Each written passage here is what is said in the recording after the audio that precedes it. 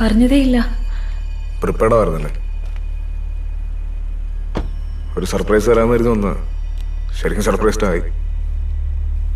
ഞാൻ ലാസ്റ്റ് കാണുമ്പോൾ വേഷവും മുടിയും എല്ലാം വേറെ ആയിരുന്നല്ലോ. ഞാൻ പറയാതിരിക്കുമായിരുന്നു. എല്ലാം കഴിഞ്ഞിട്ടോ? ഇങ്ങനെയാണോ എല്ലാ രാത്രിയും ഗുഡ് നൈറ്റ് പറയാൻ വിളിക്കാറ്? അല്ല അല്ല അല്ല. അപ്പൊ ഇന്ന് തന്നെ ഇങ്ങനെ ഒരു നുണ പറയാൻ തോന്നിയത് കോയിൻസിഡൻസ് ആയല്ലേ?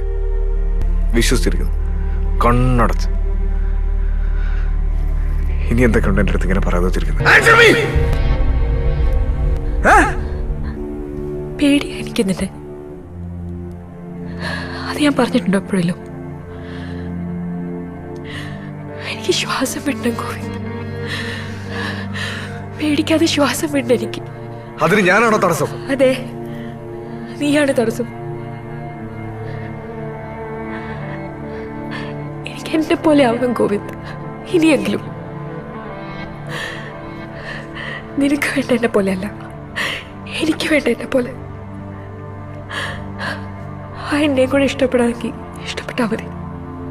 ആ എന്നെ എന്ന് പറയുമ്പോ അതിൽ എന്റെ സ്ഥാനം എവിടാന്നുള്ളത് എനിക്കറിയണം. പാതിരവരെ തോന്നിയിടത്തൊക്കെ നടന്നിട്ടും ഉറങ്ങി എന്നുള്ള കള്ള മെസ്സേജ് ഇനി ഞാൻ പ്രതീക്ഷിക്കണോ?